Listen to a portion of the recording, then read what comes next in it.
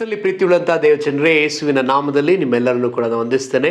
ಈ ಸಮಯದಲ್ಲಿಯೂ ಕೂಡ ನಾವು ವಿಶೇಷವಾಗಿ ಉಜ್ಜೀವನಕ್ಕೆ ಇರ್ತಕ್ಕಂತಹ ಸಿದ್ಧತೆಯ ವಿಷಯದಲ್ಲಿ ನಾವು ನೋಡ್ತಾ ಇದ್ದೇವೆ. ಉಜ್ಜೀವನಕ್ಕೆ ಮುಖ್ಯವಾದ ಸಿದ್ಧತೆ ನಾವು ಕರ್ತನ ಪ್ರೀತಿಯನ್ನು ನಾವು ಧರಿಸಿಕೊಳ್ಳೋರಾಗಬೇಕು. ದೇವರ ವಾಕ್ಯ ಹೇಳ್ತದೆ, ಪ್ರೀತಿ ಮರಣಕ್ಕಿಂತಲೂ ಬಲವಾದದ್ದು, ಮರಣಕ್ಕಿಂತಲೂ ಶ್ರೇಷ್ಠವಾದದ್ದು. ಈ ಪ್ರೀತಿಯನ್ನು ನಾವು ಧರಿಸಿಕೊಳ್ಬೇಕು, ಈ ಪ್ರೀತಿಯನ್ನು ನಾವು ಅಭ್ಯಾಸ ಮಾಡಬೇಕು, ಈ ಪ್ರೀತಿಯನ್ನು ನಾವು ಕಲ್ತ್ಕೊಳ್ಬೇಕು, ಇದರಲ್ಲಿ ಅಭಿವೃದ್ಧಿ ಹೊಂದಬೇಕಂತೇಳಿ ಬೈಬಲ್ನಲ್ಲಿ ಬೇರೆ ಬೇರೆ ಭಾಗಗಳಲ್ಲಿ ನಾವು ನೋಡ್ತಾ ಬರ್ತಾ ಇದ್ದೀವಿ. ಈಗ ಕಳೆದ ವಾರಗಳಿಂದ ಕೂಡ ನಾವು ಪ್ರೀತಿಯ ಗುಣಗಳನ್ನು ನಾವು ಧ್ಯಾನಿಸ್ತಾ ಇದ್ದೀವಿ. 1 ಕೊರಿಂಥ 13ನೇ ಅಧ್ಯಾಯದಲ್ಲಿ ನಾವು ನೋಡುವಂತೆ ಪ್ರೀತಿಯ ಗುಣಗಳು. ಪ್ರೀತಿಯು ಬಹು ತಾಳ್ಮೆಯುಳ್ಳದ್ದು, ಪ್ರೀತಿಯು ದಯ ತೋರಿಸುವುದು, ಪ್ರೀತಿಯು ಹೊಟ್ಟೆ ಕಿಚ್ಚುಕೊಳ್ಳುವುದಿಲ್ಲ, ಪ್ರೀತಿಯು ಹೊಗಳಿಕೊಳ್ಳುವುದಿಲ್ಲ, ಪ್ರೀತಿಯು ಹುಬ್ಬಿಕೊಳ್ಳುವುದಿಲ್ಲ. ಈ ದಿವಸ ಸಹ ನಾವು ಪ್ರೀತಿಯು ಮರ್ಯಾದೆಗೆಟ್ಟು ನಡೆಯುವುದಿಲ್ಲ ಎಂಬಂಥ ವಾಕ್ಯವನ್ನು ನಾವು ಈ ಸಮಯದಲ್ಲಿ ಧ್ಯಾನ ಮಾಡಲಿಕ್ಕಿದ್ದೇವೆ. ಪ್ರೀತಿ ಎಂದಿಗೂ ಕೂಡ ಮರ್ಯಾದೆಗೆಟ್ಟು ನಡೆಯುವುದಿಲ್ಲ. ಅದು ಇಂಗ್ಲೀಷ್ನಲ್ಲಿ ಹೀಗೆ ಬರೆಯಲ್ಪಟ್ಟಿದೆ, love not rude, it does not insist on its own way, it's not rude. ಮರ್ಯಾದೆಗೆಟ್ಟು ನಡೆಯೋದಿಲ್ಲ. ಹಾಗಿದ್ರೆ ಪ್ರೀತಿ ಕುರಿತಾಗಿ ನಾವು ಧ್ಯಾನ ಮಾಡಬೇಕಾದ್ರೆ ಆತನು ಪ್ರೀತಿ ಸ್ವರೂಪಿ ಆಗಿದ್ದಾನೆ. ನಾವು ಸತ್ಯವೇದದಲ್ಲಿ ನೋಡಿದ್ದೇವೆ, ದೇವರು ಪ್ರೀತಿಯಾಗಿದ್ದಾನೆ, ಆತನು ಪ್ರೀತಿ ಸ್ವರೂಪಿ, ಆತನ ಸಂಪೂರ್ಣವಾಗಿ ಆತ ಪ್ರೀತಿ. ಹಾಗಿದ್ರೆ ಪ್ರೀತಿ ಮರ್ಯಾದೆಗೆಟ್ಟು ನಡೆಯುವುದಿಲ್ಲ ಅನ್ನುವಾಗ ಈ ಮರ್ಯಾದೆಗೆಟ್ಟು ನಡೆಯುವ ಈ ಭಾಗವನ್ನು ನಾವು ತೆಗೆದುಕೊಂಡು ನಾವು ಧ್ಯಾನಿಸಬೇಕಾಗಿದೆ. ಆತನು ಎಂದಿಗೂ ಮರ್ಯಾದೆಗೆಟ್ಟು ನಡೆದವನಲ್ಲ, ಆತನು ಯಾವಾಗಲೂ ಗೌರವಿಸುವವನೇ. ಸತ್ಯವೇದದಲ್ಲಿ ನಾವು ನೋಡುವಾಗ ಇಲ್ಲಿವರೆಗೆ ಅನೇಕ ಉದಾಹರಣೆಗಳನ್ನ ನಾವು ನೋಡಿದ್ದೇವೆ. ಆತನ ಎಲ್ಲರಿಗೂ ಕೂಡ ಗೌರವವನ್ನು ಕೊಟ್ಟಿದ್ದಾನೆ, ಆತನೆಲ್ಲರನ್ನೂ ಕೂಡ ಪ್ರೀತಿಸ್ತಾ ಬಂದಿದ್ದಾನೆ, ಆತನೆಲ್ಲರನ್ನೂ ಕೂಡ ಮರ್ಯಾದೆಯಿಂದ ಪ್ರೀತಿ ಭಾವದಿಂದಲೇ ನೋಡಿರೋದನ್ನು ನಾವು ಕಾಣಲಿಕ್ಕೆ ಸಾಧ್ಯ. ಪ್ರಿಯರೇ, ಮರ್ಯಾದೆಗೆಟ್ಟು ನಡೆಯುವುದಿಲ್ಲ, ಈ ವಿಷಯವನ್ನು ನಾವು ಧ್ಯಾನ ಮಾಡ್ಕೊಳ್ಳೋಣ. ವಿಶೇಷವಾಗಿ ಮರ್ಯಾದೆ ಅನ್ನುವಂಥದ್ದು ನಾವು ಒಬ್ಬರಿಗೊಬ್ಬರು ಸಲ್ಲಿಸಬೇಕಾದಂಥ ಒಂದು ವಿಷಯ. ಯಾರಿಗೆಲ್ಲ ನಾವು ಮರ್ಯಾದೆ ಕೊಡಬೇಕು, ಯಾರಿಗೆಲ್ಲ ನಾವು ಗೌರವವನ್ನು ತೋರಿಸ್ಬೇಕಂದ್ರೆ ಅನೇಕ ಭಾಗದಲ್ಲಿ ನಾವು ಗೌರವವನ್ನು ಕೊಡಬೇಕಾಗತ್ತೆ, ಅನೇಕರಿಗೆ ನಾವು ಗೌರವವನ್ನು ಕೊಡಬೇಕಾಗತ್ತೆ. ಅದರಲ್ಲಿ ನಾವು ನೋಡುವಾಗ ಬೈಬಲ್ ವಾಕ್ಯ ಹೇಳುವಂತೆ ನಾವು ನಮ್ಮ ತಂದೆ ತಾಯಿಗಳನ್ನ ಗೌರವಿಸಬೇಕು, ನಮ್ಮ ಗುರು ಹಿರಿಯರನ್ನ ನಾವು ಗೌರವಿಸಬೇಕು, ಮತ್ತು ನಮ್ಮ ಸಹೋದರ ಸಹೋದರಿಯರನ್ನ ನಾವು ಗೌರವಿಸಬೇಕಾಗ್ತದೆ. ಅದನ್ನು ನಾವು ವಾಕ್ಯ ಭಾಗದಲ್ಲಿ ನಾವು ನೋಡ್ಕೊಳ್ಳೋಣ. ವಿಶೇಷವಾಗಿ ಕೆಲವು ಗೌರವದ ವಿಷಯದಲ್ಲಿರ್ತಕ್ಕಂಥ ವಿಚಾರಗಳನ್ನ ನಾವು ನೋಡೋಣ. ಮೊದಲನೇದಾಗಿ ನಾವು ನಮ್ಮ ದೇವರನ್ನು ಗೌರವಿಸಬೇಕು. ದೇವರಿಗೆ ನಾವು ಮರ್ಯಾದೆಯನ್ನು ತೋರಿಸೋರಾಗಬೇಕು, ದೇವರಿಗೆ ನಾವು ಗೌರವ ತೋರಿಸ್ಬೇಕಂತೇಳಿ ಅನೇಕ ವಾಕ್ಯಗಳನ್ನು ನಾವು ನೋಡ್ಲಿಕ್ಕೆ ಸಾಧ್ಯ. ಧರ್ಮೋಪದೇಶ ಕಂಡ 6ನೇ ಅಧ್ಯಾಯ 13ನೇ ವಚನ ಹೇಗೆ ಹೇಳ್ತದೆ, ನಿಮ್ಮ ದೇವರಾದ ಯೆಹೋವನಲ್ಲಿಯೇ ಭಯಭಕ್ತಿ ಉಳ್ಳವರಾಗಿರಬೇಕು, ಆತನನ್ನು ಸೇವಿಸಬೇಕು, ಆತನ ಹೆಸರು ಹೇಳಿ ಪ್ರಮಾಣ ಮಾಡಬೇಕು. ಹೀಗೆ ಆತನನ್ನು ಗೌರವಿಸಬೇಕು. ಹೀಗೆ ನಾವು ನೋಡ್ತಾ ಹೋದರೆ ನಾವು ಇತರರನ್ನು ಗೌರವಿಸಬೇಕು, ಇತರರನ್ನ ನಾವು ಸನ್ಮಾನಿಸಬೇಕು, ಮರ್ಯಾದೆ ತೋರಿಸ್ಬೇಕು. ಅದ್ರಲ್ಲಿ ಮುಖ್ಯವಾಗಿ ನಾವು ನೋಡೋದಾದರೆ 1 ಪೇತ್ರ 1ನೇ ಅಧ್ಯಾಯ 2ನೇ ಅಧ್ಯಾಯ 17ನೇ ವಚನ ಹೇಗೆ ಹೇಳ್ತದೆ, ನೀವು ದೇವರ ದಾಸರಾಗಿದ್ದೀರಲ್ಲ, ಎಲ್ಲರನ್ನೂ ಸನ್ಮಾನಿಸಿರಿ, ಸಹೋದರರನ್ನು ಪ್ರೀತಿಸ್ರಿ, ದೇವರಿಗೆ ಭಯಪಡಿರಿ, ಅರಸರನ್ನು ಸನ್ಮಾನಿಸ್ರಿ. ಹಾಗೆ ನಾವು ನೋಡ್ತಾ ಹೋದರೆ ಇನ್ನೂ ಅನೇಕ ವಿಚಾರಗಳಿದೆ. ರೋಮ 12:10 ಕ್ರೈಸ್ತ ಸಹೋದರರು ಅಣ್ಣ ತಮ್ಮಂದಿರೆಂದು ಒಬ್ಬರಿಗೊಬ್ಬರು ಪ್ರೀತಿಸ್ರಿ, ಮಾನ ಮರ್ಯಾದೆ ತೋರಿಸುವುದರಲ್ಲಿ ಒಬ್ಬರಿಗಿಂತ ಒಬ್ಬರು ಮುಂದಾಗಿರ್ರಿ. ಮರ್ಯಾದೆ, ಗೌರವ, ಇದೆಲ್ಲ ಒಂದೇ ವಿಚಾರದಲ್ಲಿ ನಾವು ಬರುವಂಥದ್ದು ನೋಡ್ಲಿಕ್ಕೆ ಸಾಧ್ಯ. ಅದಾದ ನಂತರ ನಾವು ನಮ್ಮ ತಂದೆ ತಾಯಿಗಳನ್ನು ಗೌರವಿಸ್ಬೇಕಂತೆ. ಇತರರನ್ನು ಗೌರವಿಸ್ಬೇಕು, ದೇವರನ್ನ ಗೌರವಿಸ್ಬೇಕು, ಇತರರನ್ನ ಗೌರವಿಸ್ಬೇಕು. 3ನೇದಾಗಿ ನಮ್ಮ ತಂದೆ ತಾಯಿಗಳನ್ನ ಗೌರವಿಸ್ಬೇಕು. ವಿಮೋಚನೆ ಕಾಂಡ 20:12 ಹೇಳ್ತದೆ, ನಿಮ್ಮ ತಂದೆ ತಾಯಿಗಳನ್ನು ಸನ್ಮಾನಿಸಬೇಕು, ಸನ್ಮಾನಿಸಿದರೆ ನಿನ್ನ ದೇವರಾದ ಯೆಹೋವನು ನಿನಗೆ ಅನುಗ್ರಹಿಸುವ ದೇಶದಲ್ಲಿ ನೀನು ಬಹುಕಾಲ ಇರುವಿ. ಮತ್ತು ಹಾಗೆ ನಾವು ನಮ್ಮ ಹಿರಿಯರನ್ನು ಗೌರವಿಸಬೇಕು. ಹಿರಿಯರನ್ನು ಯಾಜಕ ಕಾಂಡ 19ನೇ ಅಧ್ಯಾಯ 32ನೇ ವಚನ ಹೇಳ್ತದೆ, ತಲೆನೆರೆತ ವೃದ್ಧರ ಮುಂದೆ ಎದ್ದು ನಿಂತು ಅವರನ್ನು ಸನ್ಮಾನಿಸಬೇಕು, ನಿಮ್ಮ ದೇವರಲ್ಲಿ ಭಯಭಕ್ತಿ ಉಳ್ಳವರಾಗಿರಬೇಕು, ನಾನು ಯೆಹೋವನು. ನಮ್ಮ ಹಿರಿಯರನ್ನು, ತಲೆನೆರೆತವರನ್ನು, ವೃದ್ಧರನ್ನು ಗೌರವಿಸ್ಬೇಕನ್ನೋದನ್ನು ನಾವಿಲ್ಲಿ ನೋಡ್ಲಿಕ್ಕೆ ಸಾಧ್ಯ. ಹಾಗೆ ನಮ್ಮ ಮೇಲಿರ್ತಕ್ಕಂಥ ಅಧಿಕಾರಿಗಳಿಗೆ ನಾವು ಮಾನ ಮರ್ಯಾದೆ ತೋರಿಸ್ಬೇಕು, ಗೌರವವನ್ನು ತೋರಿಸ್ಬೇಕು. ಅದರಲ್ಲಿ ರೋಮಾಪುರ 13ನೇ ಅಧ್ಯಾಯ 1-7 ನಾವು ನೋಡ್ತೀವಿ. ಅಧಿಕಾರಿಗಳಿಗೆ ಆ ಒಂದು ಅಧಿಕಾರವನ್ನು ಕೊಟ್ಟವನು ಕರ್ತನೆ. ಆ ಅಧಿಕಾರವನ್ನು ಹೊಂದಿರುವವರು, ಆ ಕತ್ತಿಯನ್ನು ಹಿಡಿದಿರುವವನು ದೇವರಿಂದಲೇ ಕರ್ತವ್ಯ ನಡೆದಿದ್ದಾನೆ, ಆತ ದೇವರ ಸೇವೆಯನ್ನು ಮಾಡುವವನಾಗಿದ್ದಾನೆ ಅಂತೇಳಿ ದೇವರ ವಾಕ್ಯ ಹೇಳ್ತದೆ. ಹಾಗೆಯೇ ನಮ್ಮ ಅಧಿಕಾರಿಗಳು ಮಾತ್ರ ಅಲ್ಲದೆ, ಸೆಕ್ಯುಲರ್ ಅಥಾರಿಟೀಸ್ ಮಾತ್ರ ಅಲ್ಲದೆ ನಮಗೆ ಸ್ಪಿರಿಚುವಲ್ ಅಥಾರಿಟೀಸ್ ಇದ್ದಾರೆ, ಅಂದರೆ ಆತ್ಮಿಕವಾದ ಅಧಿಕಾರಿಗಳು ಸಹ ಇದ್ದಾರೆ. ಅವ್ರು ಯಾರಂತ ಹೇಳಿದ್ರೆ 1 ತಿಮೋಥಿ 5ನೇ ಅಧ್ಯಾಯ 17ನೇ ವಚನದಲ್ಲಿ, ಚೆನ್ನಾಗಿ ಅಧಿಕಾರ ನಡೆಸುವ ಸಭೆಯ ಹಿರಿಯರನ್ನು ಅವರೊಳಗೆ ವಿಶೇಷವಾಗಿ ಪ್ರಸಂಗದಲ್ಲಿಯೂ ಉಪದೇಶದಲ್ಲಿಯೂ ಕಷ್ಟಪಡುವವನ್ನು ಇಮ್ಮಡಿಯಾದ ಮಾನಕ್ಕೆ ಯೋಗ್ಯರೆಂದು ಎಣಿಸಬೇಕು. ಮತ್ತು ಇನ್ನೊಂದು ವಾಕ್ಯದಲ್ಲಿ ನಾವು ನೋಡ್ಬೋದು, ಅದು ಐ ಥಿಂಕ್ ಗಲಾತ್ಯದವರಿಗೆ ಬರೆದ ಪತ್ರಿಕೆಯಲ್ಲಿ ಇರ್ಬೋದು, ಅದನ್ನು ನಾವು ತೆಗೆದುಕೊಳ್ಳೋಣ. ಗಲಾತ್ಯದವರಿಗೆ ಬರೆದ ಪತ್ರಿಕೆ, ಅದರಲ್ಲಿ ಹೀಗೆ ಸ್ಪಷ್ಟವಾಗಿ ಬರೆಯಲ್ಪಟ್ಟಿದೆ, ಅದನ್ನು ನಾವು ನೋಡ್ಕೊಳ್ಳೋಣ. 6ನೇ ಅಧ್ಯಾಯ 6ನೇ ವಚನ ಹೀಗೆ ಹೇಳ್ತದೆ, ದೇವರ ವಾಕ್ಯದಲ್ಲಿ ಉಪದೇಶ ಹೊಂದುವವನು ಉಪದೇಶ ಮಾಡುವವನಿಗೆ ತನಗಿರುವ ಒಳ್ಳೆಯವುಗಳಲ್ಲಿ ಪಾಲು ಕೊಡಲಿ. ಸೊ ಇಲ್ಲ ನೋಡೋಂಥ ಒಂದು ವಿಚಾರ ಏನಂತ ಹೇಳಿದ್ರೆ, ಇಲ್ಲಿ ಕೂಡ ಒಂದು ಗೌರವವನ್ನು ತೋರಿಸುವಂತೆ ಆತನಲ್ಲಿರ್ತಕ್ಕಂಥ ಪಾಲನ್ನು ಕೊಡಲಿ ಅನ್ನೋದನ್ನು ನಾವು ನೋಡಲಿಕ್ಕೆ ಸಾಧ್ಯ. ನಾವು ದೇವರನ್ನು ಗೌರವಿಸಬೇಕು, ಇತರರನ್ನು ಗೌರವಿಸಬೇಕು, ನಮ್ಮ ತಂದೆ ತಾಯಿಗಳನ್ನ ಗೌರವಿಸಬೇಕು, ತಲೆನೆರೆತವರನ್ನು ಗೌರವಿಸಬೇಕು, ಇತರರನ್ನು ಗೌರವಿಸಬೇಕು. ಸೊ ಈ ರೀತಿಯಲ್ಲಿ ಅನೇಕರನ್ನು ಗೌರವಿಸುವ ವಿಷಯವನ್ನು ನಾವು ಇಲ್ಲಿ ನಾವು ನೋಡಲಿಕ್ಕೆ ಸಾಧ್ಯ. ನಾವು ನಮ್ಮ ಸಭಾ ನಾಯಕರುಗಳನ್ನು ಕೂಡ ಗೌರವಿಸಬೇಕು. ನೋಡ್ರಿ, ಗೌರವಿಸಬೇಕಾದ ಅನೇಕ ಭಾಗಗಳು, ಅನೇಕ ವ್ಯಕ್ತಿಗಳನ್ನ ನೋಡ್ರಿ, ಅನೇಕ ಗುಂಪುಗಳನ್ನ ನಾವು ನೋಡ್ಬೋದು. ಸೊ ಹಾಗಿದ್ರೆ ಮಾನ ಮರ್ಯಾದೆ ತೋರಿಸೋದ್ರಲ್ಲಿ ನಾವು ಮುಂದಾಗಿರ್ಬೇಕಂತೇಳಿ ರೋಮಾಪುರದ 12ನೇ ಅಧ್ಯಾಯದಲ್ಲಿ ನಾವು ನೋಡ್ತೇವೆ.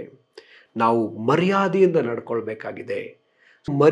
ಮಾನ ಮರ್ಯಾದೆಯಿಂದ ನಡ್ಕೊಳ್ಳೋದು ನಾವು ಹೇಗೆ ನಡ್ಕೊಳ್ತೀವಿ ಅಂತ ಹೇಳಿದ್ರೆ, ನಾವು ಮರ್ಯಾದೆನ ಹೇಗೆ ತೋರಿಸ್ತೀವಿ ಅಂತ ಹೇಳಿದ್ರೆ, ಒಂದು ನಮ್ಮ ಮಾತಿನ ಮೂಲಕ ನಾವು ಹೇಗೆ ಮಾತಾಡ್ತೀವೋ ಆ ಮಾತಲ್ಲಿ ಮರ್ಯಾದೆ ತೋರಿಸ್ಲಿಕ್ಕೆ ಸಾಧ್ಯ. ಅದಲ್ಲದೆ ನಮ್ಮ ನಡೆಯಲ್ಲಿ ಮರ್ಯಾದೆ ತೋರಿಸ್ಲಿಕ್ಕೆ ಸಾಧ್ಯ. ಅದಲ್ಲದೆ ನಮ್ಮ ವಿಧೇಯತೆಯಲ್ಲಿ ಮರ್ಯಾದೆಯನ್ನು ತೋರಿಸ್ಲಿಕ್ಕೆ ಸಾಧ್ಯ. ಮತ್ತು 4ನೇದಾಗಿ ನಾವು ಮರ್ಯಾದೆ ತೋರಿಸೋದು ನಮ್ಮ ಉಡುಗೆಯ ಮೂಲಕವಾಗಿ ನಾವು ಮರ್ಯಾದೆಯನ್ನು ತೋರಿಸ್ಲಿಕ್ಕೆ ಸಾಧ್ಯ. ಸೊ ಈ ರೀತಿಯಲ್ಲಿ ಅನೇಕ ಭಾಗಗಳಲ್ಲಿ ನಾವು ಮರ್ಯಾದೆಯನ್ನು ತೋರಿಸಬಹುದು. ದೇವರು ನಾವು ಮರ್ಯಾದೆ ತೋರಿಸುವವರಾಗಿರ್ಬೇಕು, ಮರ್ಯಾದೆ ಉಳ್ಳವರಾಗಿರ್ಬೇಕು ಅನ್ನೋದನ್ನ ದೇವರು ಬಯಸ್ತಾರೆ. ಮತ್ತು ಇನ್ನೊಂದು ವಿಚಾರ, ನಾವು ನಮ್ಮ ಕುಟುಂಬಗಳನ್ನ ಹೇಗೆ ನಡೆಸ್ಕೊಳ್ತೀವಲ್ಲ ಅದರಲ್ಲೂ ಕೂಡ ಒಂದು ಮರ್ಯಾದೆ ನಮ್ಮ ಸಭೆಗಳನ್ನ ನಡೆಸ್ತೀವಲ್ಲ ಅದರಲ್ಲಿಯೂ ಕೂಡ ಒಂದು ಮರ್ಯಾದೆ ಇದೆ. ಸೊ ಆ ರೀತಿಯಲ್ಲಿ ನಾವು ನಡ್ಕೊಳ್ಳೋದ್ರ ಬಗ್ಗೆ ಇಲ್ಲಿ ಬರೆಯಲ್ಪಟ್ಟಿರೋದನ್ನು ನಾವು ಕಾಣಲಿಕ್ಕೆ ಸಾಧ್ಯ. ಸರಿ, ಈಗ ನಾವು ಪ್ರೀತಿಯು ಮರ್ಯಾದೆ ಉಳ್ಳದ್ದು ಏನಂತ ನಾವು ನೋಡಿದ್ವಿ. ಪ್ರೀತಿಯು ಮರ್ಯಾದೆಗೆಟ್ಟು ನಡೆಯುವುದಿಲ್ಲ. ಸೊ ಇದನ್ನು ನಾವು ಧ್ಯಾನಿಸ್ತಾ ಇದ್ದೀವಿ. ಇದರಲ್ಲಿ ನಾವು ಮುಂದುವರೆದು ನಾವು ಧ್ಯಾನ ಮಾಡೋಣ. ಕೆಲವು ವಾಕ್ಯಗಳನ್ನ ನಾವು ತೆಗೆದುಕೊಳ್ಳೋಣ. ಸೊ ಮೊದಲನೇದಾಗಿ 1 ಕೊರಿಂಥ 7ನೇ ಅಧ್ಯಾಯ 36ನೇ ವಚನ ಹೀಗೆ ಹೇಳ್ತದೆ, ಒಬ್ಬನು ತನ್ನ ಮಗಳಿಗೆ ಮದುವೆ ಇಲ್ಲದಿರುವುದು ಮರ್ಯಾದೆ ಇಲ್ಲವೆಂದು ಭಾವಿಸಿದರೆ ಮತ್ತು ಆಕೆಗೆ ಪ್ರಾಯ ಕಳೆದು ಹೋಗುತ್ತದಲ್ಲ, ಮದುವೆಯಾಗುವುದು ಅವಶ್ಯವೆಂದು ಅವನಿಗೆ ಕಂಡರೆ ತನ್ನಿಷ್ಟದಂತೆ ಮಾಡಲಿ, ಅವನು ಪಾಪ ಮಾಡುವುದಿಲ್ಲ, ಮದುವೆ ಮಾಡಿಕೊಡಲಿ. ತನ್ನ ಮಗಳಿಗೆ ಮದುವೆ ಮಾಡಿಕೊಡ್ಬೇಕು ಅನ್ನೋದು ತನ್ನ ತಂದೆಗೆ ಅನಿಸಿದ್ರೆ, ಆಕೆ ಅದೇ ಥರ ಇರೋದು ಸರಿಯಲ್ಲ ಅಂತ ಹೇಳಿ ಆತನಿಗೆ ಅನಿಸಿದ್ರೆ ಆತನ ಮಾಡೋದು ಒಳ್ಳೆಯದು. ಮದುವೆ ಆಗದೆ ಆ ಥರನೇ ಇರೋದು ಅದು ಮರ್ಯಾದೆ ಅಲ್ಲ. ಸೊ ಎಲ್ಲರಿಗೂ ಇದನ್ನು ಹೇಳ್ತಿಲ್ಲ. ಕೆಲವರು ವಿವಾಹ ಆಗದೆ ಮದುವೆ ಆಗದೆ ಕನ್ಯೆಯರಾಗಿ ಹಾಗೆ ಉಳ್ಕೊಳ್ಳೋರು ಇದ್ದಾರೆ ಕರ್ತನಿಗಾಗಿ. ನಾವು ಮತ್ತಾಯ ಬರೆದ ಸುವಾರ್ತೆ 19ನೇ ಅಧ್ಯಾಯದಲ್ಲಿ ಕುರಿತಾಗಿ ನಾವು ನೋಡ್ತೀವಿ. ಅದು ಕೆಲವರಿಗೆ ಆ ವರ ಕೊಡಲ್ಪಟ್ಟದೆ. ಸೊ ಅದೇ ರೀತಿಯಲ್ಲಿ ಇರುವಂಥವ್ರು ಇದ್ದಾರೆ. ಆದರೆ ಅನೇಕರು ಈ ದಿವಸಗಳನ್ನು ನಾವು ನೋಡ್ತೀವಿ, ಮದುವೆ ಇಲ್ಲದೇ ಇರುವಂಥದ್ದು, ಮದುವೆ ಆಗದೇ ಇರುವಂಥದ್ದು ಅದು ಮರ್ಯಾದೆ ಅಲ್ಲ ಅಂತ ವಾಕ್ಯ ಹೇಳ್ತದೆ. ಸೊ ಹಾಗಿದ್ರೆ ನಮಗೆ ಸರಿಯಾದ ಪಾರ್ಟ್ನರ್ ನಾವು ತೆಗೆದುಕೊಳ್ಳೋದು ಒಳ್ಳೆಯದು. ಹಾಗೇ ಇರೋದು ಸರಿಯಲ್ಲ. ಒಬ್ಬ ಯವನಸ್ಥನು ಅಥವಾ ಒಬ್ಬ ಯವನಸ್ಥಳು ಆಕೆ ವಿವಾಹದ ಸಮಯ ಬಂದಾಗಿಯೂ ಕೂಡ ಹಾಗೇ ಮುಂದುವರಿತಾ ಇದ್ದರೆ, ಸೊ ಅನೇಕ ರೀತಿಯಾದ ಪಾಪ ಈ ಲೋಕದಲ್ಲಿ, ಜಗತ್ತಿನಲ್ಲದೆ ಲೋಕದಲ್ಲಿ ಅನೇಕ ಪಾಪಗಳಿದೆ. ಸೊ ಶತ್ರು ಅನೇಕ ರೀತಿಯಾದ ಶೋಧನೆಗಳನ್ನ ಈ ಲೋಕದಲ್ಲಿ ಇಟ್ಟಿದ್ದಾನೆ. ಕಣ್ಗಳ ಮೂಲಕವಾಗಿ ಆತ ಶೋಧಿಸ್ತಾನೆ, ಕೇಳುವ ಮಾತುಗಳ ಮೂಲಕ ಶೋಧಿಸ್ತಾನೆ, ಕೆಲವು ಸಂಗತಿಗಳ ಮೂಲಕವಾಗಿ ಆತ ನಮ್ಮನ್ನು ಶೋಧಿಸುವ ಆತನಾಗಿದ್ದಾನೆ. ಅದಕ್ಕೆ ಪೌಲ ತುಂಬ ಸುಂದರವಾಗಿ ಹೇಳೋದನ್ನು ನಾವು ಕಾಣಲಿಕ್ಕೆ ಸಾಧ್ಯ. ಏನಂತೆ, ಜಾರತ್ವವು ಪ್ರಬಲವಾಗಿರುವುದರಿಂದ ಪ್ರತಿಯೊಬ್ಬನು ಮದುವೆ ಮಾಡ್ಕೊಳ್ಳೋದು ಒಳ್ಳೆಯದು, ವಿವಾಹ ಮಾಡ್ಕೊಳ್ಳೋದು ಒಳ್ಳೆಯದು ಅಂತ ಹೇಳಿ ಆತ ಹೇಳ್ತಾನೆ. ಸರಿ, ಸೊ ಹಾಗಿರೋದ್ರಿಂದ ಮದುವೆ ಮಾಡಿಕೊಳ್ಳೋದು ಒಳ್ಳೆಯದು, ಮದುವೆ ಮಾಡಿಕೊಳ್ಳೋದು ಒಳ್ಳೆಯದು. ಸೊ ತಂದೆ ಆ ರೀತಿಯಲ್ಲಿ ಯೋಚಿಸಿದ್ರೆ ಅದು ಆತನಿಗೆ ಒಳ್ಳೆಯದು. ಸೊ ಅದು ಮಾತ್ರ ಅಲ್ಲ, ಎರಡನೇದಾಗಿ ನಾವು ನೋಡೋದಾದರೆ ಇನ್ನೊಂದು ವಾಕ್ಯ ನಾವು ತೆಗೆದುಕೊಳ್ಳೋಣ. 1 ಕೊರಿಂಥ 11ನೇ ಅಧ್ಯಾಯ 13ನೇ ವಚನದಿಂದ ಸುಮಾರು 16ನೇ ವಚನದವರೆಗೂ ಮತ್ತು 18ನೇ ವಚನ ಮತ್ತು 21ರಿಂದ 22 ವಚನ, ಈ ಎಲ್ಲ ವಚನಗಳಲ್ಲಿ ನಾವು ನೋಡುವಾಗ ಇಲ್ಲಿ ಒಂದು ವಿಷಯದ ಬಗ್ಗೆ ಮಾತಾಡೋದನ್ನು ನಾವು ಕಾಣಲಿಕ್ಕೆ ಸಾಧ್ಯ. ಒಬ್ಬ ಸ್ತ್ರೀ ಆಕೆ ಆಲಯದಲ್ಲಿ ಪ್ರಾರ್ಥನೆ ಮಾಡುವಾಗಲಿ ಪ್ರವಾದಿಸುವಾಗಲಿ ಆಕೆ ಏನು ಮಾಡ್ಬೇಕಂತ ಹೇಳಿದ್ರೆ ತನ್ನ ತಲೆಯ ಮೇಲೆ ಬಟ್ಟೆನ ಹಾಕ್ಕೊಳ್ಬೇಕು, ತನ್ನ ತಲೆ ಮೇಲೆ ಮುಸುಕನ್ನು ಹಾಕ್ಬೇಕಂತ ಹೇಳಲ್ಪಟ್ಟಿದೆ. ಸೊ ನಾವು ವಚನ ನೋಡ್ಕೊಳ್ಳೋಣ. ನಿಮ್ಮೊಳಗೆ ನೀವೇ ಯೋಚಿಸಿ ತೀರ್ಮಾನಿಸಿಕೊಡ್ರಿ, ಸ್ತ್ರೀಯು ಮುಸುಕು ಹಾಕಿಕೊಳ್ಳದೆ ದೇವರಿಗೆ ಪ್ರಾರ್ಥನೆ ಮಾಡುವುದು ಯುಕ್ತವೋ? ಪುರುಷರು ಕೂದಲು ಬೆಳೆಸಿಕೊಂಡರೆ ಅದು ಅವನಿಗೆ ಅವಮಾನಕರವಾಗಿದೆ ಎಂದು, ಸ್ತ್ರೀಯು ಬೆಳೆಸಿಕೊಂಡರೆ ಕೂದಲು ಅವಳಿಗೆ ಮುಸುಕಿಗೆ ಬದಲಾಗಿ ಕೊಡಲ್ಪಟ್ಟಿರುವುದರಿಂದ ಅದು ಅವಳಿಗೆ ಗೌರವವಾಗಿದೆ ಎಂದು ನಿಮಗೆ ಸ್ವಭಾವ ಸಿದ್ಧವಾಗಿ ತಿಳಿಯುತ್ತದಲ್ಲವೋ? ಸೊ ಇಲ್ಲಿ ಸ್ಪಷ್ಟವಾಗಿ ಬರೆಯಲ್ಪಟ್ಟಿದೆ. ಈ ರೀತಿಯಲ್ಲಿ ಸ್ತ್ರೀ ತನ್ನ ತಲೆಯ ಮೇಲೆ ಮುಸುಕನ್ನು ಹಾಕ್ಕೊಳ್ಳೋದು ಅದು ಗೌರವ, ಅದು ಮರ್ಯಾದೆ. ಮತ್ತು ಪುರುಷರು ಕೂದಲು ಬೆಳೆಸ್ಕೊಳ್ದೆ ಕೂದಲನ್ನ ಕ್ಷೌರ ಮಾಡಿಸುವಂಥದ್ದು ಅದು ಪುರುಷನಿಗೆ ಒಂದು ಗೌರವ. ಸೊ ಪುರುಷರು ಕೂದಲು ಬೆಳೆಸ್ಕೊಳ್ಬಾರ್ದು, ಸ್ತ್ರೀಯರು ಕೂದಲನ್ನ ಬೆಳೆಸ್ಕೊಳ್ಬೋದು. ಪುರುಷರು ತಲೆ ಮೇಲೆ ಮುಸುಕನ್ನು ಹಾಕಬಾರ್ದು, ಸ್ತ್ರೀಯರು ಮುಸುಕನ್ನು ಹಾಕಬೇಕು. ಇದು ಕ್ರಮ. ಈ ಕ್ರಮವನ್ನು ತಪ್ಪಿ ನಡುವಾಗ ಅದು ಏನಾಗಿದೆ? ಮರ್ಯಾದೆ ಆಗಿದೆ, ಅದು ಗೌರವವಾಗಿದೆ. ಅಲ್ಲಿ ನಾವು ನೋಡ್ತೀವಿ, ಗೌರವವಾಗಿದೆ ಎಂದು ನಿಮಗೆ ಸ್ವಭಾವ ಸಿದ್ಧವಾಗಿ ತಿಳಿಯುತ್ತದಲ್ಲವೋ? ಈ ದಿನಗಳಲ್ಲಿ ನಾವು ನೋಡೋಕ್ಕೋದ್ರೆ ಸಭೆಗಳಲ್ಲಿ ಏನಿಲ್ಲ, ಆ ರೀತಿಯಾದ ಪರಿಸ್ಥಿತಿಗಳು ನಾವು ನೋಡ್ಲಿಕ್ಕೆ ಸಾಧ್ಯ ಇಲ್ಲ. ತಲೆ ಮೇಲೆ ಬಟ್ಟೆ ಹಾಕದೇ ಇರ್ತಕ್ಕಂಥ ಸ್ತ್ರೀಯರು ಅನೇಕರಿದ್ದಾರೆ. ಸೊ ಈಗ ಟ್ರೆಂಡ್ ಬದಲಾಗ್ತಾ ಇದೆ. ತಲೆ ಮೇಲೆ ಬಟ್ಟೆ ಅಲ್ಲ, ಮೈ ಮೇಲೆ ಬಟ್ಟೆ ಹಾಕಿದರೆ ಸಾಕು ಅನ್ನೋ ರೀತಿಯಲ್ಲಿ ಅನ್ನಿಸ್ಬಿಟ್ಟಿದೆ. ಸೊ ಕೆಲವು ವಾಕ್ಯಗಳನ್ನ ನಾವು ತೆಗೆದುಕೊಳ್ಳೋಣ. ಅದರಲ್ಲಿ ಮುಖ್ಯವಾಗಿ ನೋಡ್ರಿ, ಸ್ತ್ರೀಯರು ಮಾನ ಮರ್ಯಾದೆಗೆ ತಕ್ಕಂತೆ ಉಡುಪನ್ನು ಧರಿಸ್ಬೇಕಂತ ಹೇಳಿ ದೇವರ ವಾಕ್ಯ ಹೇಳ್ತದೆ. ಮರ್ಯಾದೆಗೆ ತಕ್ಕ ರೀತಿಯಲ್ಲಿ ಅವರು ಬಟ್ಟೆಯನ್ನು ಧರಿಸ್ಬೇಕಂತೆ. ಬಟ್ಟೆ ವಿಷಯದಲ್ಲಿ ನಾವು ನೋಡುವಾಗ ದೇವರು ಆದಾಮ ಅವಳು ಅವ್ರು ಬೆತ್ತಲಾಗಿದ್ದಾರಂತ ಹೇಳಿ ಅವರಿಗೆ ಒಂದು ಪ್ರಾಣಿಯನ್ನು ಕೊಂದು ಅದರ ಚರ್ಮವನ್ನು ಇವರಿಗೆ ಬಟ್ಟೆ ಹಾಕಿಕೊಡ್ತಾರೆ. ದೇವರಲ್ಲಿ ಬಟ್ಟೆನ ಒದಿಸಿದ್ರೆ ಅಲ್ಲಿ ಸೈತಾನ ಅವರ ಬಟ್ಟೆಯನ್ನು ತೆಗೀತಾ ಇದ್ದಾನೆ. ಸೊ ಇಲ್ಲಿ ಒಂದು ನಾವು ಅರ್ಥ ಮಾಡ್ಕೊಳ್ಬೇಕಾದ ವಿಷಯ, ಈ ದಿವಸದ ಟ್ರೆಂಡ್. ಸೊ ಏನಾಗ್ತಿದ್ದಾರೆ, ಬಟ್ಟೆಗಳು ಚೇಂಜ್ ಆಗ್ತಾ ಇದೆ. ಅವ್ರೇನಾಗ್ತಾರೆ, ತುಂಬ ಬಟ್ಟೆ ಕಡಿಮೆ ಆಗ್ತಾನೇ ಬರ್ತಿರೋದು ನಾವು ನೋಡ್ತೀವಿ. ಅವಾಗೆಲ್ಲ ಮೈ ತುಂಬ ಬಟ್ಟೆ ಹಾಕ್ತಿದ್ರು ಕೆಲವು ವರ್ಷಗಳಿಂದ. ಅದ್ರಿಗೆ ಏನಾಗ್ತಿದೆ, ಅದು ಕಾಲಕ್ರಮೇಣ ಕಡಿಮೆ ಆಗ್ತಾ ಬರ್ತಿದೆ. ಸೊ ಲೋಕ ಅದನ್ನು ಬೆಳೆಸ್ಕೊಳ್ತಾ ಇದೆ. ಕ್ರೈಸ್ತರಾಗಿರುವಂಥ ನಾವು ಈ ಲೋಕಕ್ಕೆ ಬೆಳಕಾಗಿದ್ದೀವಿ. ಆಗಿರೋದ್ರಿಂದ ನಾವು ಮಾನ ಮರ್ಯಾದೆಗೆ ತಕ್ಕಂಥ ಉಡುಪುಗಳನ್ನ ಧರಿಸ್ಬೇಕಂತೇಳಿ ಬೈಬಲ್ ವಾಕ್ಯ ಹೇಳ್ತದೆ. ಸೊ ಗೌರವಕ್ಕೆ ತಕ್ಕಂಥ ಉಡುಪನ್ನು ನಾವು ಧರಿಸ್ಬೇಕು. ಪುರುಷರಾಗಿರ್ಬೋದು ಲೋ ಪ್ಯಾಂಟ್ಗಳು ಹಾಕುವಂಥದ್ದು ಅಥವಾ 3x4 ಹಾಕಿ ಚರ್ಚಿಗೆ ಬರುವಂಥದ್ದು, ಸೊ ಇದೆಲ್ಲ ಸಭೆಯಲ್ಲಿ ಸರಿಯಲ್ಲ. ಸೊ ನಾವು ನಮ್ಮ ಆಕಾರ ಕಾಣುವಂಥ ಬಟ್ಟೆಗಳನ್ನ ಹಾಕುವಂಥದ್ದು ಇದು ಸರಿಯಲ್ಲ. ಸೊ ಕೆಲವು ದೇಶದಲ್ಲಿ ಈ ರೀತಿಯಲ್ಲಿ ಒಂದು ಸಭೆಯಲ್ಲಿ ಈ ರೀತಿಯಲ್ಲಿ ನಡೀತು. ಒಬ್ಬ ಆರಾಧನಾ ನಾಯಕ ಆ ಕೊಯರ್ಗೆ ಒಂದು ಮಾತು ಹೇಳಿದ್ರು. So you must wear proper dress ಅಂತ ಹೇಳಿದರು. ಸೊ ಡ್ರೆಸ್ ಹಾಕಿದ್ದಾರೆ, ಆದರೆ ಪ್ರಾಪರಾಗಿ ಆಗ್ತಾ ಇಲ್ಲ. ಸೊ ಇದರಿಂದ ಆ ಆರಾಧನಾ ತಂಡ ಆ ಸಭೆಯಲ್ಲಿ ಸೇವೆ ಮಾಡೋದಕ್ಕೆ ಮುಂದುವರಿಸಲೇ ಇಲ್ಲ. ಕಡೆಗೆ ಏನಾಯ್ತು ಅಂತ ಹೇಳಿದ್ರೆ ಆ ಸಭೆಯವ್ರು ಬಿಟ್ಟು ಹೋದ್ರು. ಸೊ ಇದೇನಾಗಿದೆ ಅಂದರೆ ಕರೆಕ್ಟ್ ಮಾಡೋಕ್ಕಾಗ್ತಾ ಇಲ್ಲ ಜನಗಳನ್ನ. ಈ ವಿಷಯದಲ್ಲಿ ಹೇಳಿದವ್ರು ಹೇಳ್ತಾರೆ, ನನ್ನ ಇಷ್ಟ, ನಾನೇನು ಬೇಕಾದ್ರೂ ಮಾಡ್ತೀನಿ, ನನ್ನ ಇಷ್ಟ, ನನಗದು ಇಷ್ಟ, ನಾನು ಮಾಡ್ತೀನಿ. ಸೊ ಇಲ್ಲಿ ಅರ್ಥ ಮಾಡ್ಕೊಳ್ಬೇಕಾದ ವಿಷಯ, ನಾವು ನಮ್ಮ ಇಷ್ಟವನ್ನು ಮಾಡೋದಕ್ಕಾಗಿ ಇರುವವರಲ್ಲ, ಬದಲಾಗಿ ಕರ್ತನ ಇಷ್ಟವನ್ನು ಮಾಡುವುದಕ್ಕಾಗಿದ್ದೇವೆ. ನಾವು ಮಾನ ಮರ್ಯಾದೆಗೆ ತಕ್ಕಂತೆ ನಾವು ಉಡುಪನ್ನು ಧರಿಸಬೇಕು. ನಾವು ಯಾವ ರೀತಿಯಲ್ಲಿ ಜನಗಳಿಗೆ ಕಾಣಿಸ್ಕೊಳ್ತೀವಿ ಅದು ತುಂಬ ಮುಖ್ಯ. ಯೇಸು ಕ್ರಿಸ್ತನ ಎಲ್ಲಾದರೂ ಈ ರೀತಿಯಲ್ಲಿ ತೋರಿಸ್ಕೊಟ್ಟಿದ್ದಾನೆ. ಯೇಸುಸ್ವಾಮಿ ಶಿಲುಬೆಯಲ್ಲಿ ಆತನು ಬೆತ್ತಲಾದ ಕಾರಣ ಏನು? ನಮ್ಮ ಬೆತ್ತಲೆತನನ್ನು ಮುಚ್ಚೋದಕ್ಕೋಸ್ಕರ ಆತ ಬೆತ್ತಲಾದ. ನಾವು ಬೆತ್ತಲಾಗಿ ನಡ್ಕೊಂಡು ಹೋದ್ರೆ ಇದ್ರ ಅರ್ಥ ಏನು? ಆತನ ಮೈ ಮೇಲಿದ್ದ ಬಟ್ಟೆ ಎಲ್ಲ ತೆಗೆದುಹಾಕಿದ್ರು. ಕಾರಣ ನಾನು ಬೆತ್ತಲಾಗಿರಬಾರ್ದು ಅಂತ, ನಾವು ಬೆತ್ತಲಾಗಿರಬಾರ್ದು ಅಂತ, ನಾವು ಬಟ್ಟೆಯನ್ನು ಸರಿಯಾದ ಬಟ್ಟೆಗಳನ್ನ ಒದಿಸ್ಕೊಳ್ಬೇಕು ಅಂತ, ನಾವು ಗೌರವದಿಂದ ನಡ್ಕೊಳ್ಬೇಕಂತ ಹೇಳಿ ಆತನಿಗೆ ಮಾನ ಮರ್ಯಾದೆ ಯಾವುದನ್ನು ಕೊಡಲಿಲ್ಲ. ಆತನಿಗೆ ಗೌರವವನ್ನು ತೋರಿಸ್ಲಿಲ್ಲ. ಆತನಿಗೆ ಬಾಯಿಗೆ ಬಂದ ಹಾಗೆ ಬೈದ್ರು. ಆತನ ವಸ್ತ್ರಗಳನ್ನೆಲ್ಲವನ್ನು ಆತನಿಂದ ಕಿತ್ತುಕೊಂಡ್ರು. ಸೊ ಆಗಿರೋದ್ರಿಂದ ಪ್ರಿಯರೇ, ವಸ್ತ್ರಗಳ ವಿಷಯದಲ್ಲಿ ನಾವು ಎಚ್ಚರಿಕೆಯಿಂದ ಇರಬೇಕಾಗಿದೆ.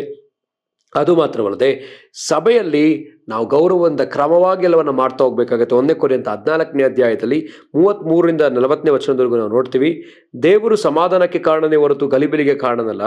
ದೇವಜನರ ಎಲ್ಲ ಸಭೆಗಳ ಎಲ್ಲ ಸಭೆಗಳ ಮರ್ಯಾದೆಯ ಪ್ರಕಾರ ಸ್ತ್ರೀಯರು ಸಭೆಯ ಕೂಟಗಳಲ್ಲಿ ಸುಮ್ಮನಿರಬೇಕು, ಮಾತಾಡುವುದರಲ್ಲಿ ಅವರಿಗೆ ಅಪ್ಪಣೆ ಇಲ್ಲ, ಅವರು ಅಧೀನವಾಗಿರಬೇಕು. 40ನೇ ವಚನ ನಾವು ನೋಡ್ತೀವಿ. ಆದರೆ ಎಲ್ಲವೂ ಮರ್ಯಾದೆಯಿಂದಲೂ ಕ್ರಮದಿಂದಲೂ ನಡೆಯಲಿ. ಸಭೆ ಒಳಗಡೆ ಎಲ್ಲ ಕ್ರಮವಾಗಿ ನಡಿಬೇಕು. ಸಭೆಯಲ್ಲಿ ಒಬ್ಬ ಬೋಧಕ ಮಾತಾಡ್ತಿದ್ರೆ ಯಾರೋ ಒಬ್ರು ಮಾತಾಡೋದು ಅದು ಸರಿಯಲ್ಲ. ಅದಕ್ಕಾಗಿ ನಾವೇನ್ ಮಾಡ್ಬೇಕಾಗಿದೆ, ಕ್ರಮವಾಗಿ. ಪ್ರವಾದಿಸುವವರಿದ್ರೆ ಅವರು ಪ್ರವಾದಿಸಲಿ. ಅವ್ರು ಮುಗಿದ ನಂತರ ಯಾರೋ ಒಬ್ರು ಅನ್ಯ ಭಾಷೆ ಮಾತಾಡ್ತಾರ, ಅವ್ರು ಮಾತಾಡ್ಲಿ. ಮಾತಾಡಿದಕ್ಕೆ ಅನ್ಯ ಭಾಷೆ ಮಾತಾಡ್ತಿದ್ರೆ ಅವರಿಗೆ ಇನ್ನೊಬ್ರು ಬಂದು ಏನ್ ಮಾಡ್ಲಿ, ಅದರ ಅರ್ಥವನ್ನು ತಿಳಿಸುವವರಾಗಿರ್ಲಿ. ಕ್ರಮವಾಗಿ ನಡಿಬೇಕು. ಒಬ್ರು ಅನ್ಯ ಭಾಷೆ ಮಾತಾಡ್ತಿದ್ರೆ ಇನ್ನೊಬ್ಬರ ಪ್ರವಾದನೆ ಹೇಳ್ತಿರ್ತಾರೆ, ಇನ್ನೊಬ್ರು ಪ್ರಾರ್ಥನೆ ಮಾಡ್ತಾ ಇದ್ರೆ, ಸೊ ಆ ರೀತಿಯಲ್ಲಿ ಇದ್ರೆ ಸಭೆ ಕ್ರಮವಾಗಿ ನಡೀತಿಲ್ಲ. ಸಭೆಯಲ್ಲಿ ಅಕ್ರಮವಿರ್ತದೆ, ಅಕ್ರಮವಾಗಿ ಅದು ಕಾಣಿಸ್ತದೆ.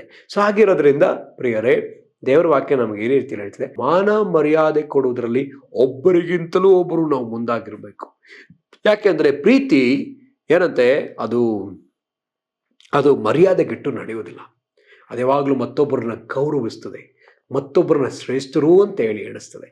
ಸೊ ಫಿಲಿಪಿಯರಿಗೆ ಬರೆದ ಪತ್ರಕ್ಕೆ 2ನೇ ಅಧ್ಯಾಯದಲ್ಲಿ, ಐ ಥಿಂಕ್ 3ನೇ ವಚನ ಅಂತ ಅನಿಸ್ತದೆ, ಅಲ್ಲಿ ಹೀಗೆ ಬರೆಯಲ್ಪಟ್ಟಿದೆ. ನಾವು ತೆಗೆದುಕೊಳ್ಳೋಣ. ಫಿಲಿಪಿಯರಿಗೆ ಬರೆದ ಪತ್ರಿಕೆ 2ನೇ ಅಧ್ಯಾಯ 3ನೇ ವಚನ. ಪಕ್ಷಪಾತದಿಂದಾಗಲಿ ಒಣಎಂಬದಿಂದಾಗಲಿ ಯಾವುದನ್ನು ಮಾಡದೆ ಪ್ರತಿಯೊಬ್ಬರು ದೀನಭಾವದಿಂದ ಮತ್ತೊಬ್ಬರನ್ನು ತನಗಿಂತ ಶ್ರೇಷ್ಠರೆಂದು ಎಣಿಸಲಿ. ಸೊ ನಾವು ಒಬ್ರು ಮತ್ತೊಬ್ಬರನ್ನ ಶ್ರೇಷ್ಠರಂತ ಎಣಿಸುವಾಗ ಮಾತ್ರನೇ ನಾವು ಅವ್ರಿಗೆ ಮರ್ಯಾದೆ ತೋರಿಸ್ಲಿಕ್ಕೆ ಸಾಧ್ಯ. ನಾವು ಆ ರೀತಿನ ನಾವು ಯಾವಾಗ ಶ್ರೇಷ್ಠರು ಅಂತ ಹೇಳಿ ಎಣಿಸ್ಕೊಳ್ತೀವೋ ಆಗ ಮಾತ್ರನೇ, ನಿಜ ಹೇಳ್ತೀನಿ ನೋಡ್ರಿ, ನಾವು ಅವ್ರಿಗೆ ಮರ್ಯಾದೆ ತೋರಿಸ್ಲಿಕ್ಕೆ ಸಾಧ್ಯ. ಸೊ ಇದು ಯೇಸು ಕ್ರಿಸ್ತನಲ್ಲಿದ್ದಂತಹ ಆತನಲ್ಲಿದ್ದ ಒಂದು ಗುಣ. ಯೇಸ್ವಾಮಿ ಸ್ಥಾನಿಕನ ದೇವವನ್ನು ನೋಡಿ ಗೌರವಿಸ್ತಾ ಇದ್ದಾರೆ, ಆತನ ಮರ್ಯಾದೆ ಕೊಟ್ಟು ಮಾತಾಡ್ತಿದ್ದಾರೆ. ಆತ ಸ್ತ್ರೀಯರಲ್ಲಿ ಹುಟ್ಟಿದವರಲ್ಲಿ ಆತ ಶ್ರೇಷ್ಠನಾದವನು. ಒಬ್ಬನ ಮನೆಗೆ ಯೇಸ್ವಾಮಿ ಹೋಗ್ತಾರೆ. ಎಲ್ಲಿ ಅಂದರೆ ಕುಷ್ಠರೋಗಿಯಾದ ಸೀಮೋನನ ಮನೆಗೆ ಹೋದಾಗ ಅಲ್ಲಿ ಸೀಮೋನ ತನ್ನ ಮನಸ್ಸಲ್ಲಿ ಆಲೋಚಿಸಿದ್ದನ್ನ ಯೇಸ್ವಾಮಿ ಸೀಮೋನನಿಗೆ ಹೇಳ್ತಾರೆ. ಆತನ ಪರ್ಮಿಷನ್ ತಕ್ಕೊಂಡೇ ಸೀಮೋನ ಬಳಿ ಮಾತಾಡ್ತಾರೆ. ಸೀಮೋನ, ನಾನು ನಿನಗೊಂದು ಮಾತು ಹೇಳಬೇಕಾಗಿದೆ, ಹೇಳ್ಬೋದಾ? ಸೊ ನೋಡ್ರಿ, ಪರ್ಮಿಷನ್ ತೆಗೆದುಕೊಂಡು ಯೇಸುಸ್ವಾಮಿ ಅವ್ರಿಗೆ ಹೇಳ್ತಿದ್ದಾರೆ. ಹಾಗಿದ್ರೆ ಇಲ್ಲಿ ನಾವು ನೋಡ್ಬೇಕಾದಾಗ ಯೇಸುಸ್ವಾಮಿ ಎಷ್ಟು ಗೌರವವನ್ನು ಕೊಡ್ತಿದ್ದಾರೆ ನೋಡ್ರಿ. ಅಲ್ಲಿರ್ತಕ್ಕಂಥ ನತಾನಿಯಲ್ನ ನೋಡಿ ಯಾವ ರೀತಿ ಗೌರವ ಕೊಡ್ತಿದ್ದಾರೆ ನೋಡ್ರಿ. ಈತ ಇಸ್ರಾಯೇಲಿಯರಲ್ಲಿಯೇ ನಿಜವಾದ ಇಸ್ರಾಯೇಲನು, ಕಪಟವಿಲ್ಲದ ಇಸ್ರಾಯೇಲನು. ಒಂದು ಗೌರವ. ಬೈಬಲ್ ವಾಕ್ಯ ಹೇಳ್ತಾರೆ, ನಾವು ಒಬ್ಬರನ್ನೊಬ್ರು ಮರ್ಯಾದೆಯಿಂದ ಹೋಗ್ರಿ ಬನ್ರಿ ಅಂತ ಮಾತಾಡೋದು ಎಷ್ಟೋ ಒಳ್ಳೇದು. ಹೋಗು, ಬಾರೋ, ಹೋಗೆ. ಸೊ ಈ ರೀತಿಯಾದ ಮಾತುಗಳು ಏನಲ್ಲ, ಯುಕ್ತವಾದದಲ್ಲ. ನಾವು ಒಬ್ಬರನ್ನೊಬ್ರು ಗೌರವಿಸ್ಬೇಕು, ಒಬ್ಬರನ್ನೊಬ್ರು ನಾವು ಪ್ರೀತಿಸ್ಬೇಕು, ಒಬ್ಬರನ್ನು ಮತ್ತೊಬ್ಬರಿಗಿಂತ ಶ್ರೇಷ್ಠ ಅಂತ ಎಣಿಸ್ಬೇಕು. ಸೊ ಈಗ ನಾನು ಯಾವುದೋ ಒಂದು ವಿಷಯದಲ್ಲಿ ಶ್ರೇಷ್ಠ, ಆದರೆ ನನ್ನ ಹೆಂಡತಿ ನನಗಿಂತ ಇನ್ನೊಂದು ಯಾವುದೋ ವಿಷಯದಲ್ಲಿ ಶ್ರೇಷ್ಠಳಾಗಿರ್ತಾಳೆ. ಆಕೆ ಶ್ರೇಷ್ಠತೆಯನ್ನು ಅರ್ಥ ಮಾಡ್ಕೊಂಡ್ರೆ ಮಾತ್ರನೇ ನಾನು ಆಕೆಗೆ ಮರ್ಯಾದೆ ಕೊಡ್ತೀನಿ. ಆಕೆ ನನಗಿಂತ ಆ ವಿಷಯದಲ್ಲಿ ಚೆನ್ನಾಗಿದ್ದಾಳೆ, ಆಕೆ ಬೆಳೆದವಳಾಗಿದ್ದಾಳೆ, ಆಕೆ ಪ್ರಬುದ್ಧಳಾಗಿದ್ದಾಳೆ ಅಂತ ತಿಳ್ಕೊಂಡ್ರೆ ನಾನು ಆಕೆಗೆ ಮರ್ಯಾದೆ ಕೊಡ್ತೀನಿ. ಸೊ ಅದು ನನಗೆ ಗೊತ್ತಿಲ್ಲದೆ ಇರೋದ್ರಿಂದಲೇ ನಾನು ಗೌರವ ಕೊಡ್ತಿಲ್ಲ, ಮರ್ಯಾದೆ ಕೊಡ್ತಿಲ್ಲ. ಸೊ ಒಂದು ಒಳ್ಳೆಯ ಉದಾಹರಣೆ ಏನಂತ ಹೇಳಿದ್ರೆ, ನಾವು ಇನ್ನೊಬ್ಬರಲ್ಲಿರ್ತಕ್ಕಂಥ ಶ್ರೇಷ್ಠತೆಯನ್ನು ನಾವು ಕಂಡುಕೊಳ್ಳೋಣ, ಅವಾಗ ಮರ್ಯಾದೆ ತಾನಾಗಿ ಬರುತ್ತೆ. ಸೊ ಹಾಗಿರೋದ್ರಿಂದ ನಾವು ಈ ಸಮಯದಲ್ಲಿ ಈ ಉಜ್ಜೀವನಕ್ಕೋಸ್ಕರ ನಾವು ನಮ್ಮ ಪ್ರೀತಿಯಲ್ಲಿ ಅಭಿವೃದ್ಧಿ ಹೊಂದಬೇಕು, ನಮ್ಮ ಪ್ರೀತಿನ ಅಭ್ಯಾಸ ಮಾಡ್ಕೊಳ್ಬೇಕು. ಆಗಿರೋದ್ರಿಂದ ಪ್ರೀತಿ ಮರ್ಯಾದೆಗೆಟ್ಟು ನಡೆಯೋದಿಲ್ಲ ಅನ್ನೋದನ್ನ ತಿಳ್ಕೊಂಡು, ಸೊ ನಾವುಗಳು ಕೂಡ ಅಷ್ಟೇ ಮರ್ಯಾದೆ ಕೊಟ್ಟು ನಡೆಯುವವರಾಗಿ ನಾವು ಬೆಳೆಯೋಣ. ನಮ್ಮಲ್ಲಿರ್ತಕ್ಕಂಥ ಪ್ರೀತಿ ಮತ್ತೊಬ್ಬರಿಗೆ ಮರ್ಯಾದೆ ಕೊಡುವಂಥದ್ದು. ಕ್ರಿಸ್ತನ ಪ್ರೀತಿ ಅದು ಮರ್ಯಾದೆ ಕೊಡುವಂಥದ್ದು. ಸೊ ನಾವು ಪ್ರಾರ್ಥಿಸೋಣ. ಕರ್ತನೇ, ನಿನಗೆ ಸ್ತೋತ್ರ. ನೀನು ಎಂದಿಗೂ ಮರ್ಯಾದೆಗೆಟ್ಟು ನಡೆಯುವವನಲ್ಲ ಸ್ವಾಮಿ. ನಿನ್ನ ಪ್ರೀತಿ ಎಂದಿಗೂ ಮರ್ಯಾದೆಗೆಟ್ಟು ನಡೆಯುವಂಥದ್ದಲ್ಲ. ಕರ್ತನೆ, ನಮಗೆ ಸಹಾಯ ಮಾಡು, ನಮ್ಮನ್ನು ಬಲಪಡಿಸು. ನಾವು ಸಹ ಕರ್ತನೆ, ನಮ್ಮ ಮಾತಲ್ಲಾಗಲಿ, ನಮ್ಮ ನಡೆಯಲ್ಲಾಗಲಿ, ನಮ್ಮ ನುಡಿಯಲ್ಲಾಗಲಿ ಕರ್ತನೆ, ನಾವು ವಿಧೇಯರಾಗುವಂಥ ವಿಚಾರದಲ್ಲಾಗಲಿ, ನಮ್ಮ ವಸ್ತ್ರದ ವಿಷಯದಲ್ಲಾಗಲಿ ಕರ್ತನೆ, ನಮ್ಮ ಕುಟುಂಬಗಳು, ನಮ್ಮ ಸಭೆಯಲ್ಲಿಯೋ, ನಮ್ಮ ಸೇವೆಯಲ್ಲಿಯೋ, ನಾವು ವ್ಯಾಪಾರ ಮಾಡುವ ಸ್ಥಳದಲ್ಲಿಯೋ, ಎಲ್ಲಿಯಾದರೂ ಸರಿ ಸ್ವಾಮಿ, ನಾವು ಮರ್ಯಾದೆಯಿಂದ ನಡ್ಕೊಳ್ಳೋದಕ್ಕೆ ಸಹಾಯ ಮಾಡಿರಿ. ಕರ್ತನ ಮತ್ತೊಬ್ಬರಿಗೆ ಮಾನ ಮರ್ಯಾದೆಯನ್ನು ಕೊಡುವವರಾಗಿರೋದಕ್ಕೆ ಸಹಾಯ ಮಾಡಿರಿ. ಕೃಪೆ ಕೊಡ್ರಿ ಅಪ್ಪ. ಇದರ ಮೂಲಕ ನಿನ್ನ ರಾಜ್ಯ ಕಟ್ಟಲ್ಪಡುತ್ತದಲ್ಲ, ಇದರ ಮೂಲಕ ಜೀವನವನ್ನು ನಾವು ನಮ್ಮ ಕುಟುಂಬಗಳಲ್ಲಿ ನಮ್ಮೊಳಗೆ ನಾವು ನೋಡ್ಲಿಕ್ಕೆ ಸಾಧ್ಯ ಸ್ವಾಮಿ. ಕರ್ತನೆ, ನಮಗೆ ಸಹಾಯ ಮಾಡು, ಕೃಪೆ ಕೊಟ್ಟು ನಡೆಸು. ದೇವರಾತ್ಮನೇ, ನಮ್ಮನ್ನು ನಿಮ್ಮ ಹತೋಟಿಗೆ ಒಪ್ಪಿಸ್ಕೊಡ್ತೇವೆ. ಯೇಸುವಿನ ಹೆಸರಲ್ಲಿ ಪ್ರಾರ್ಥಿಸ್ತೇವೆ ತಂದೆ ಆದೇವರೇ, ಆಮೆನ್. ಕರ್ತನು ನಿಮ್ಮೆಲ್ಲರನ್ನ ಆಶೀರ್ವಾದ ಮಾಡಲಿ. Praise lord.